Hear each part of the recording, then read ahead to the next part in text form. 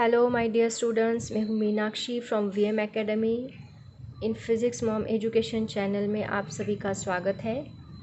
तो बच्चों, हम देख रहे थे चैप्टर नंबर 1 रोटेशनल डायनेमिक्स का। आज का है लेक्चर नंबर 9, जिसमें हम टॉपिक पढ़ने जा रहे हैं moment of inertia as an analogous quantity for mass.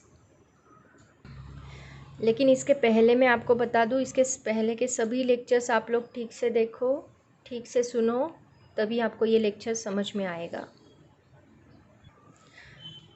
तो बच्चों, before to move towards the topic, first of all I will like to tell you some basic concepts related to this topic, जो already हम लोगों ने study की है first lecture में, लेकिन आज मैं उसको वापस रिवाइज करना चाहती हूँ कि translational motion and rotational motion क्या होता है। देखो, मैंने पहले ही लेक्चर में आपको बताया था ट्रांसलेशनल मोशन का मतलब क्या होता है। अगर हम सिंगल पार्टिकल लें और ये सिंगल पार्टिकल को अगर हम स्ट्रेट लाइन मोशन देते हैं तो ये इसको हम बोलते हैं लीनियर मोशन। लेकिन अगर कोई सिस्टम ऑफ पार्टिकल रहे, ये सिंगल पार्टिकल है, अगर ये पेन में लेती हूँ, ये सिस्टम ऑफ पार्टिकल मतलब बहुत सारे पार्टिकल्स यहाँ पे कंबाइन हुए हैं, अगर इस पेन को हम लोग मोशन देते हैं स्ट्रेट लाइन मोशन, तो ये होगी ट्रांसलेशनल मोशन। मतलब सिंगल पार्टिकल की होती है लीनियर मोशन और सिस्टम ऑफ पार्टिकल की होती है ट्रांसलेशनल मोशन। वही हमने रोटेशनल मोशन में स्टडी किया था। अगर हम सिंगल पार्टिकल लें और वो सिंगल पार्टिकल को सर्कुलर पाथ में रिवॉल्व करें तो वो होती है सर्कुलर मोशन। वही अगर हम एक बॉडी लें और ये बॉडी के सिस्टम ऑफ पार्टिकल्स है, मतलब बहुत सारे पार्टिकल्स एक दूसरे को कंबाइन है, अगर इसको हम ऐसे रिवॉल्व करें तो ये होती है रोटेशनल मोशन। मतलब सिंगल पार्टिकल की लीनियर मोशन स्ट्रेट लाइन में और सिस्टम ऑफ पार्टिकल की ट्रांसलेशनल मोशन।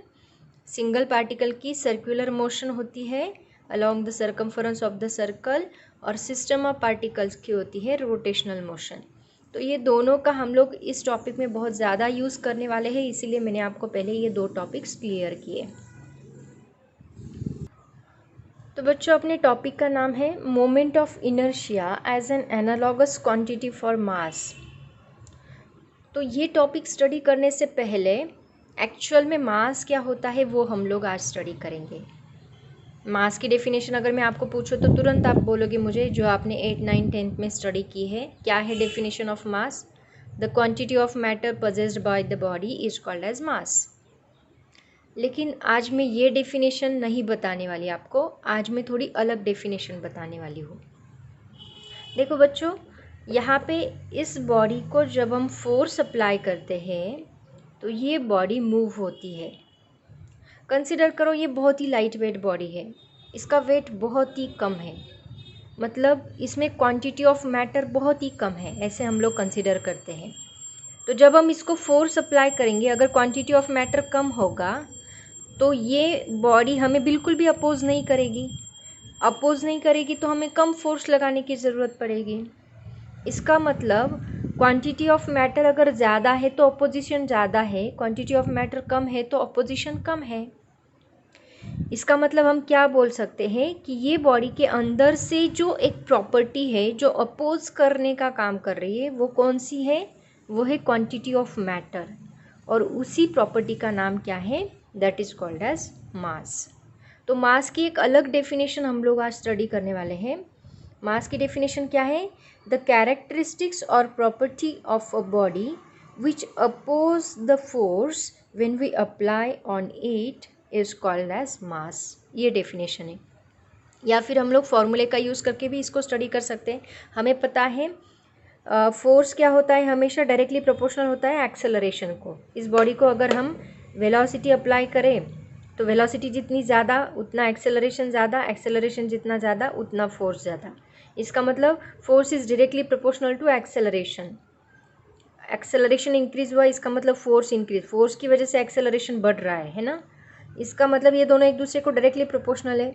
तो फॉर्मूला क्या बनेगा? According to Newton's laws of motion में हमने ये फॉर्मूला स्टडी किया है। तो फोर्स इज इक्वल टू हमें क्या मिलेगा?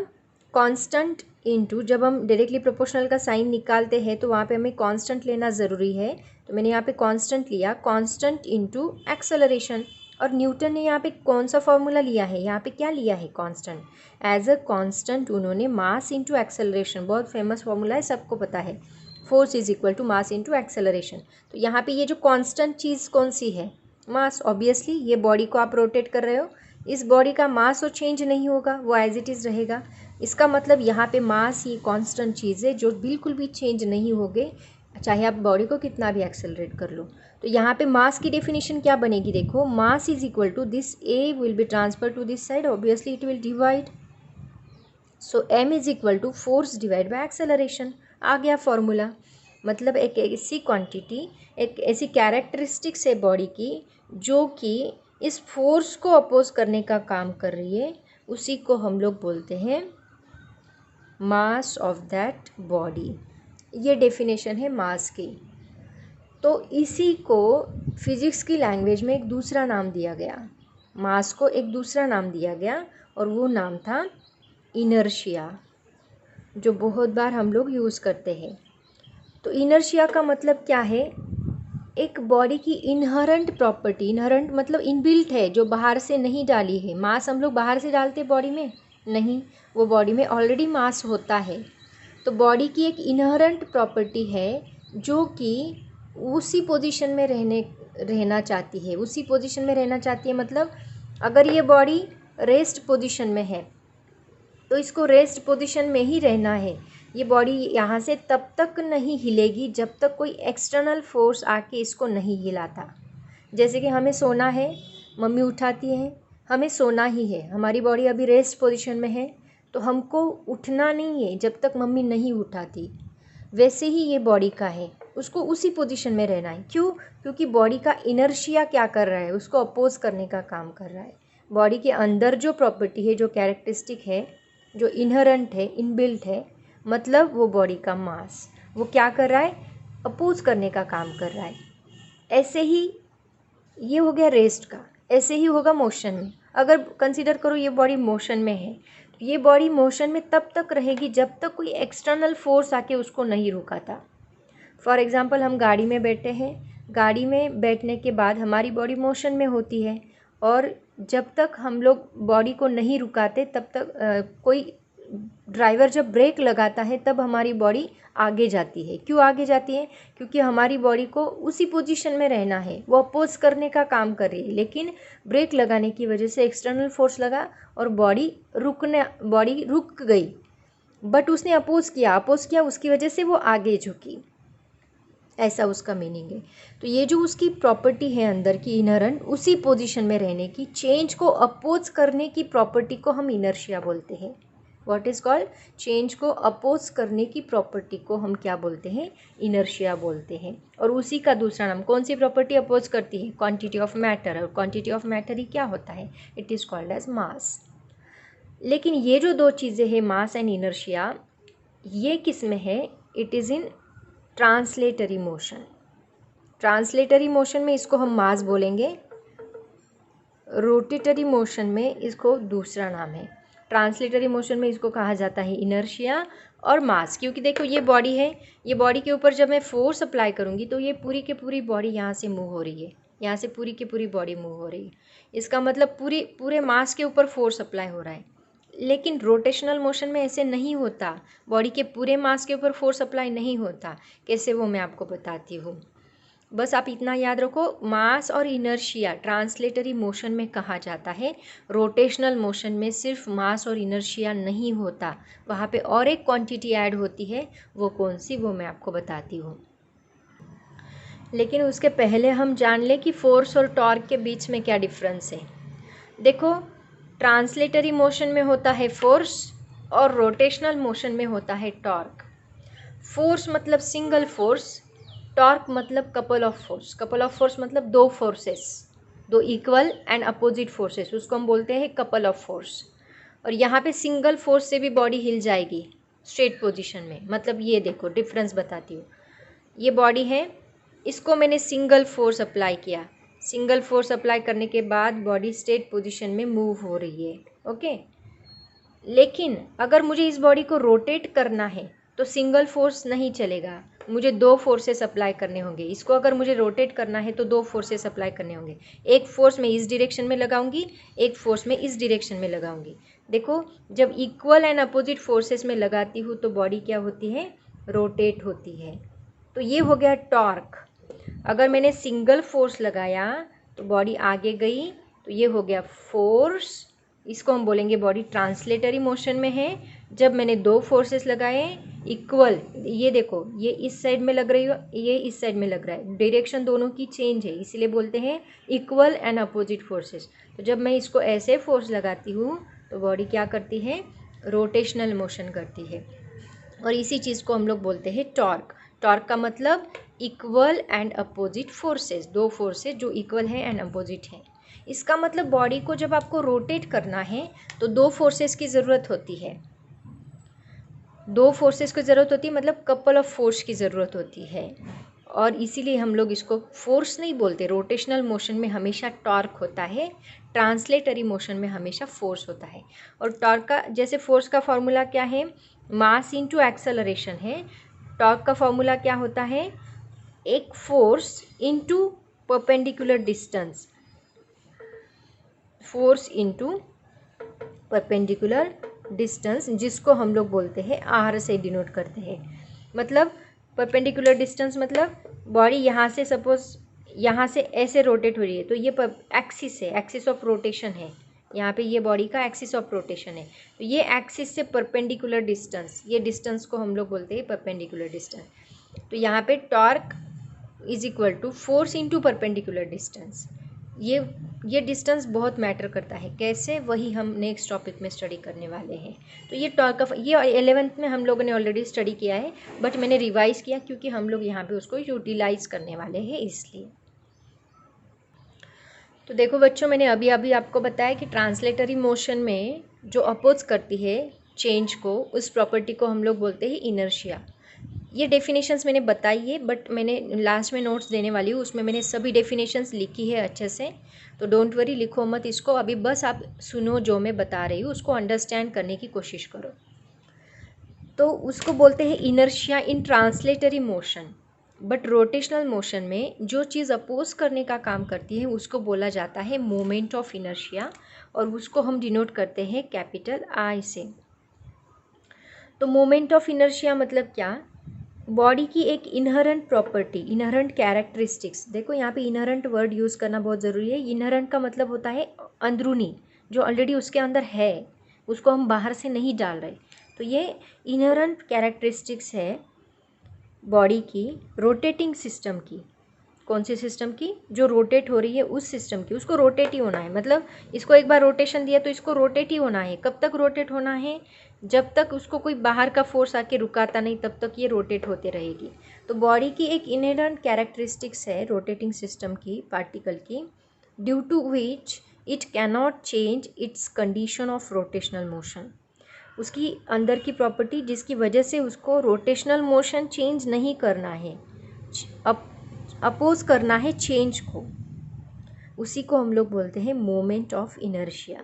तो ये मोमेंट ऑफ इनर्शिया का फॉर्मूला क्या है, देखो, जैसे हमने मास का फॉर्मूला पढ़ा फोर्स अपॉन एक्सेलरेशन, वैसे मोमेंट ऑफ इनर्शिया का भी फॉर्मूला है। जैसे मैंने आपको बताया टॉर्क किसके ऊपर डिपेंड करता है, मास के ऊपर डिपेंड करता है, और दूसरा परपेंडिकुलर डिस्टेंस के ऊपर डिपेंड करता है। वैसे यहाँ पे मोमेंट ऑफ इनर्शिया भी परपेंडिकुलर डिस्टेंस के ऊपर डिपेंड करेगा ऑब्वियसली, क्योंकि डिस्ट्रीब्यूशन ऑफ मास पे वो बहुत ज़्यादा डिपेंड करता है। कैसे, देखो मैं बताऊंगी आपको। तो कंसीडर करते हैं ये एक बॉडी है, और ये बॉडी का ये एक पार्टिकल है, उसका मास है m1, और ऐसे हम उसको रोटेट कर रहे हैं, ऐसे रोटेट हो रही है। तो यहाँ पे मैंने एक पार्टिकल लिया, उसका मास है m1, यहाँ पे दूसरा पार्टिकल लिया, उसका मास है m2, और एक्सिस ऑफ रोटेशन से इसका डिस्टेंस है r1, इसका डिस्टेंस है r2। ऐसे बहुत सारे पार्टिकल ऑलरेडी इसमें अवेलेबल है। तो मोमेंट ऑफ इनर्शिया ये पार्टिकल्स के डिस्ट्रीब्यूशन के ऊपर बहुत डिपेंड करता है। उनका जो ये डिस्टेंस है, ये डिस्टेंस के ऊपर वो डिपेंड करता है। तो इसका फॉर्मूला क्या बनता है, m1r1 square, m1r1 square plus m2r2 square and so on. ऐसे बहुत सारे पार्टिकल्स है mn rn²। तो इन सभी की एडिशन, इसी को हम लोग बोलते हैं मोमेंट ऑफ इनर्शिया। इसीलिए मोमेंट ऑफ इनर्शिया को ऐसे भी डिफाइन किया जाता है, moment of inertia is defined as it is the sum of product of mass into square of perpendicular distance from the axis of rotation. ये axis of rotation है, ऐसे body rotate हो रही है, मतलब ये क्या हुआ, एक्सिस ऑफ रोटेशन। तो moment of inertia is equal to sum of product of mass into square of perpendicular distance from the axis of rotation called as moment of inertia. तो इसका फॉर्मूला क्या बनेगा, mi into RI², I is equal to 1 to n। ये उसका formula बनेगा moment of inertia का। देखो बच्चों, आपके बुक में उन्होंने बेसिक कॉन्सेप्ट्स निकाल दी है, मतलब यहाँ पे मैंने डायरेक्टली वर्ड यूज़ किया axis of rotation, but I think आपको एक्सिस ऑफ रोटेशन क्या होता है ये नहीं पता होगा। तो आई थिंक मुझे पहले एक्सिस ऑफ रोटेशन क्या होता है वो बताना चाहिए। अभी बस आप ये फॉर्मूला याद रखो। देखो फॉर्मूला क्या है, moment of inertia is equal to, इन सभी को हम एक फॉर्मूले में समअप करना चाहे तो ये जो प्लस साइन है उसकी जगह पे हम लोग क्या लेते हैं, समेशन लेते हैं। समेशन ऑफ ऑल पार्टिकल्स, मतलब आई इज इक्वल टू, यहाँ पे मैंने आई लिया है तो आई की जगह पे आप 1 डाल सकते हैं, 2 डाल सकते हैं, 3 डाल सकते हैं, कहाँ तक, n तक डाल सकते हैं, इसलिए हमने इसको ऐसे लिखा i is equal to 1 to n। और mi, यहाँ पे फॉर्मूला क्या है, m1r1² m2r2², तो यहाँ पे आएगा mi/ri²। तो इसको और दूसरे तरीके से डिफाइन किया जाता है, it is the sum of, और ये इन दोनों का क्या है, मल्टीप्लिकेशन मतलब product, it is the sum of product of mass and square of the perpendicular distance from the axis of rotation. तो ये एक्सिस ऑफ रोटेशन शायद आपको पता नहीं होगा, ये पहले के ओल्ड सिलेबस में था, पहले एक्सिस ऑफ रोटेशन क्या होता है वो एक्सप्लेन किया था, बट अभी उन्होंने डायरेक्टली मोमेंट ऑफ इनर्शिया डाला है, तो आई थिंक मुझे ये एक्सप्लेन करना चाहिए, मैं कर देती हूँ। तो देखो बच्चों, एक्सिस ऑफ रोटेशन क्या होता है, कंसिडर करते हैं एक बॉडी है ऐसे सर्कुलर मोशन में ऐसे रोटेट हो रही है, ऐसे कंसिडर करते हैं, ठीक है।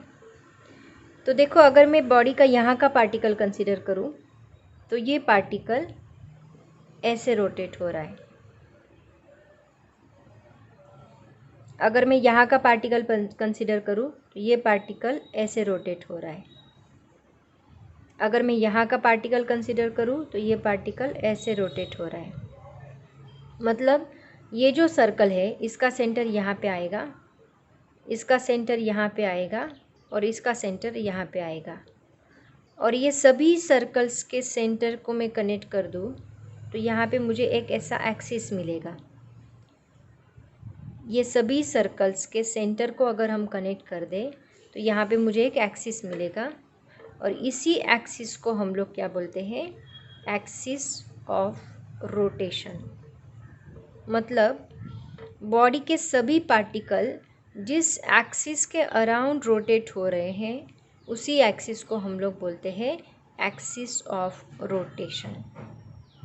तो यहाँ पे देखो ये सभी पार्टिकल्स की, ऑलरेडी हमने इसके बारे में स्टडी किया है पहले लेक्चर में, ये सभी पार्टिकल्स जो है उनकी एंगुलर वेलोसिटी सेम रहेगी, क्योंकि ये इक्वल एंगल ट्रैवल कर रहे in equal interval of time. So angular displacement per unit time हर एक पार्टिकल का सेम है, इसीलिए यहाँ पे सभी पार्टिकल्स की एंगुलर वेलोसिटी सेम है, इसीलिए हम लोग इसको ऐसे डिनोट करते हैं, एक्सिस के अराउंड रोटेशन दिखाते हैं और वहाँ पे एक सिंगल ओमेगा कंसिडर करते हैं, क्योंकि सबकी एंगुलर वेलोसिटी सेम है, और इसी को कहा जाता है रोटेशनल मोशन, और इसी को कहा जाता है एक्सिस ऑफ रोटेशन। तो यहाँ पे एक बात देखो, ये सभी पार्टिकल रोटेट हो रहे, लेकिन एक्सिस ऑफ रोटेशन के जो पार्टिकल है वो किससे बना है, एक्सिस ऑफ रोटेशन सेंटर, सभी सर्कल्स के सेंटर से बना है। तो यहाँ पे सभी पार्टिकल रोटेट हो रहे, रिवॉल्व हो रहे, लेकिन एक्सिस ऑफ रोटेशन के सभी पार्टिकल्स रिवॉल्व नहीं हो रहे, वो एज इट इज़ है, उसके अराउंड बाकी के पार्टिकल्स रिवॉल्व हो रहे, बट सभी सर्कल्स के सेंटर रिवॉल्व नहीं हो रहे। और एक बात मैं आपको यहाँ पे बता दूँ, देखो ये सर्कल जो है यहाँ का हम लोग ऐसा एक प्लेन कंसिडर करते हैं, एक प्लेन ऐसा कंसिडर करते हैं। तो ये प्लेन को, ये एक्सिस ऑफ रोटेशन क्या है, परपेंडिकुलर है। मतलब axis of rotation is always perpendicular to the plane of rotation. तो ये बात भी आपको याद रखनी है। ये हो गया एक्सिस ऑफ रोटेशन और ये हो गया प्लेन। तो यहाँ पे प्लेन, फॉर एग्जांपल ये ऐसे रोटेट हो रहा है तो ये एक्सिस ऑफ रोटेशन है, तो ये ऐसे रोटेट हो रहा है मतलब ये इसका प्लेन हो गया। तो ये एक्सिस ऑफ रोटेशन है मतलब ये एक्सिस ऑफ रोटेशन क्या है, इसको परपेंडिकुलर है। ऐसा उसका मीनिंग है। तो होप सो आपको एक्सिस ऑफ रोटेशन समझ में आया होगा। अगर आपको इसको डिटेल में चाहिए तो आप क्या कमेंट करो मुझे, मैं इसको और एक वीडियो बना के एक्सिस ऑफ रोटेशन का ग्रुप पे डाल दूँगी।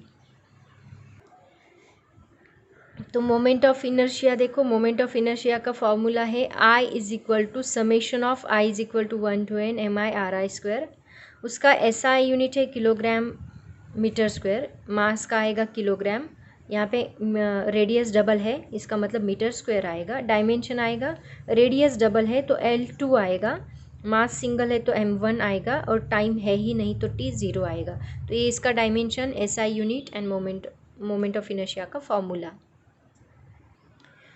देखो बच्चों, मोमेंट ऑफ इनर्शिया जो है वो डिस्ट्रीब्यूशन ऑफ मास पे बहुत ज़्यादा डिपेंड करता है। एक्चुअली इसके फैक्टर्स कौन से हैं वो मैं आपको बताने वाली हूँ, लेकिन उसके पहले मैं आपको बता दूँ कि मोमेंट ऑफ इनर्शिया जो है सबसे बड़ा फैक्टर है distribution of mass moment of inertia का। तो वो कैसे, देखो इसके लिए हम एक बेस्ट एग्जांपल लेते हैं, उससे आपको एकदम क्लियर होगा कि वो मास पे कैसे डिपेंड करता है। देखो बच्चों, dependence of moment of inertia on मास, ये टॉपिक हम स्टडी करें उसके लिए मैं आपको डोर का एग्जांपल देती हूँ। देखो ये डोर है, ये डोर का यहाँ पे हैंडल है और यहाँ पे उसकी हिंजेस होती है। तो डोर का हैंडल कभी भी देखो यहाँ पे ही होता है, डोर का हैंडल यहाँ पे नहीं होता। क्यों नहीं होता, देखो अभी आप लोग, जब हम इसके ऊपर फोर्स अप्लाई करेंगे तो ये रोटेट होता है। डोर को जब हम फोर्स अप्लाई करेंगे तो ये क्या होगा, रोटेट होगा। तो आप बोलोगे कि मैम आपने बोला है कि रोटेशनल मोशन के लिए दो फोर्सेस की ज़रूरत है, यहाँ पे तो एक ही फोर्स हम लोग लगा रहे हैं, बट आंसर रॉन्ग है। देखो जब हम यहाँ पे फोर्स लगाते हैं तो हिंजेस यहाँ पे फोर्स लगा रहे हैं।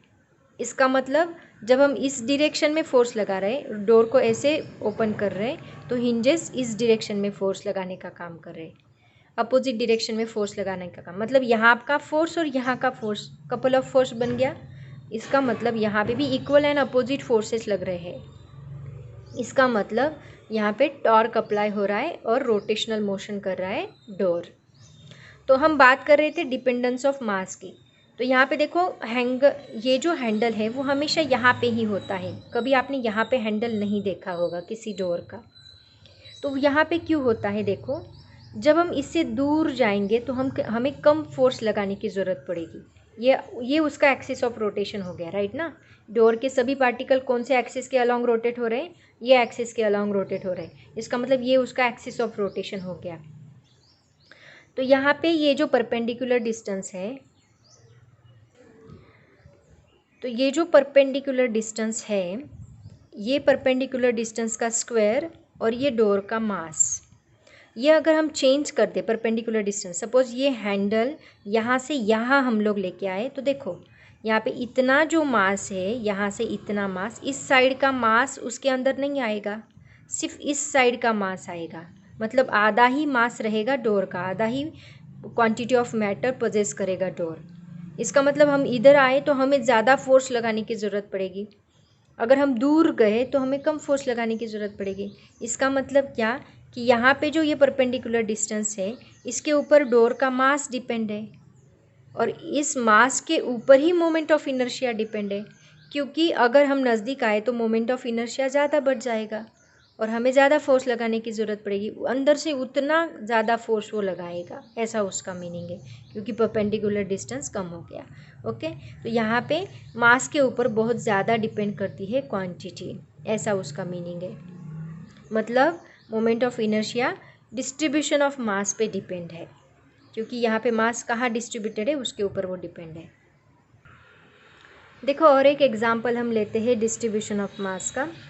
कंसिडर करते हैं दो बॉल है, दोनों का मास, इसका भी मास 5 kg है और इसका भी मास 5 kg है, बट दोनों में डिफरेंस क्या है? देखो, ये जो बॉल है इसका पूरा मास इसके सरकमफरेंस पे कॉन्सेंट्रेट है, डिस्ट्रीब्यूटेड है, और इसका जो मास है वो पूरा बॉल में डिस्ट्रीब्यूटेड है।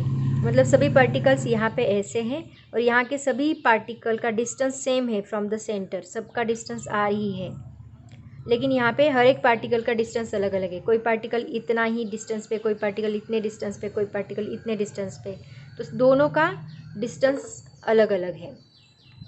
तो यहाँ पे जब हम इस बॉल को रोटेट करेंगे इस डायरेक्शन में, इस बॉल को भी हम at the same time rotate करेंगे। दोनों के ऊपर एक्ट होने वाले फोर्सेस भी सेम हैं, और रोटेशन देने के बाद यहाँ पे हम ऑब्ज़र्व करेंगे कि ये जो बॉल है वो यहाँ तक रोटेट होते होते आएगा, मतलब यहाँ से यहाँ तक वो रोटेट होते होते आएगा, ज़्यादा डिस्टेंस कवर करेगा, बट ये जो बॉल है वो यहाँ पे आके रुक जाएगा। एक्चुअली दोनों का मास भी सेम है, सिर्फ डिफरेंस क्या है, फोर्स भी हमने सेम लगाया, फिर भी ये बॉल यहाँ पे आके रुक गया और ये ज़्यादा देर तक चला। ऐसे क्यों? क्योंकि इसका जो मोमेंट ऑफ इनर्शिया है वो ज़्यादा है, अंदर से फोर्स ज़्यादा है, इसलिए बाहर का फोर्स उसके ऊपर अफेक्ट नहीं कर रहा है। लेकिन यहाँ पे क्या है, अंदर से फोर्स कम है, मतलब अंदर से मोमेंट ऑफ इनर्शिया कम है, इसीलिए अपोजिशन कम है और वो जल्दी रुक गया। ऐसे क्यों हुआ? क्योंकि देखो यहाँ पे मोमेंट ऑफ इनर्शिया का फॉर्मूला क्या है, I is equal to mr²। तो यहाँ पे जो इसका मास है वो सभी पार्टिकल का m1 m2, और जो डिस्टेंस है वो सभी पार्टिकल का सेम है, इसका मतलब यहाँ का I ज़्यादा रहेगा। बट यहाँ पे क्या होगा, I is equal to mr²। सभी पार्टिकल का r अलग अलग है, किसी का कम है, किसी का ज़्यादा है, सबका अलग अलग आर है, उसकी वजह से मोमेंट ऑफ इनर्शिया कम हो गया। और मोमेंट ऑफ इनर्शिया कम हुआ, इसका मतलब अंदर से अपोजिशन कम हुआ, अंदर से अपोजिशन कम हुआ तो बाहर का फोर्स एक्ट होगा। इसका मतलब इससे हम एक नोट बना सकते हैं, if mass is near to centre of any ball then moment of inertia is smaller, क्योंकि डिस्ट्रीब्यूशन ऑफ मास कहाँ पे है, पूरा सेंटर के अराउंड है, तो यहाँ पे मोमेंट ऑफ इनर्शिया स्मॉल रहेगा क्योंकि उनका आर कम है। और if mass is near to circumference of a sphere then moment of inertia is large. इसके लिए देखो हम ये भी एग्जांपल ले सकते हैं, गन्ने का जूस जो होता है वहाँ पे एक व्हील लगा हुआ होता है, उसको हम बोलते हैं फ्लाई व्हील। तो वो फ्लाई व्हील का शेप कुछ ऐसे होता है, ऐसे फ्लाई व्हील, और यहाँ से अंदर से उसको एक सपोर्ट होता है और उसका पूरा मास जो है वो यहाँ पे कॉन्सेंट्रेट होता है। मतलब सपोज़ 10 kg का मटेरियल यहाँ पे यूज़ हुआ है, तो ये 9 kg पूरा इधर कॉन्सेंट्रेट होता है और 1 kg से ये अंदर का सपोर्ट होता है। तो इस फ्लाई व्हील की वजह से उसका मोमेंट ऑफ इनर्शिया बढ़ जाता है, तो एक बार उसने रोटेट कर दिया तो वो अपने आप घूमता है। तो ये गन्ने का जूस अगर आप देखोगे, गन्ने का जूस निकालने का जो मशीन है वो अगर आप देखोगे तो उसमें आपको ये पता चलेगा। और जो अपने टायर्स होते हैं व्हीकल्स के, वो टायर्स का भी पूरा मास ऐसे रिंग पे कॉन्सेंट्रेट होता है। रिंग होती है टायर की, हमेशा रिंग होती है, कभी भी डिस्क नहीं होती। डिस्क मतलब पूरा अंदर से भरा हुआ नहीं होता, हमेशा उसका पूरा मास रिंग पे कॉन्सेंट्रेट, सर्कमफरेंस पे कॉन्सेंट्रेट होता है, ताकि उसका इनर्शिया ज़्यादा रहे, मोमेंट ऑफ इनर्शिया ज़्यादा रहे, ताकि जब टायर चलेगा अंदर कोई ऑब्स्टेकल आता है, कोई पत्थर वगैरह, तो उसको वो जल्दी से ओवरकम करेगा, इसको पास करके निकल जाएगा। इसका मोमेंट ऑफ इनर्शिया ज़्यादा रहेगा तो इसको ओवरकम जल्दी करेगा एक्सटर्नल फोर्स को। लेकिन अगर मोमेंट ऑफ इनर्शिया कम रहा तो ये उसको ओवरकम नहीं कर पाएगा। तो ऐसा उसका मीनिंग है। तो जहाँ पे हमें ज़्यादा मोशन चाहिए होती है वहाँ पे हम लोग हमेशा क्या करते हैं, मास को रिंग पे कॉन्सेंट्रेट करने की कोशिश करते हैं ताकि मोमेंट ऑफ इनर्शिया बढ़ जाए। तो देखो मैं आपको एक क्वेश्चन पूछती हूँ, सब लोग मुझे इसका आंसर देंगे।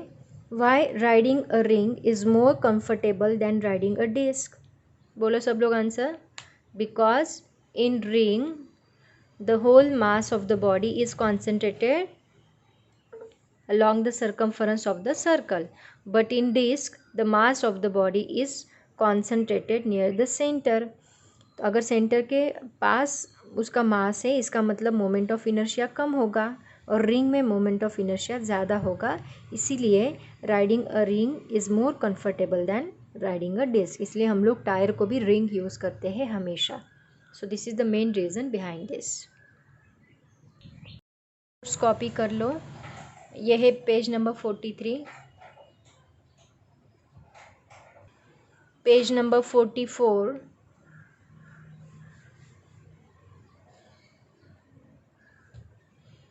आज का थेरोटिकल पार्ट ज़्यादा है। पेज नंबर 45 और यह है पेज नंबर 46। तो बच्चों आज के लिए इतना काफ़ी है। Thank you so much and bye bye.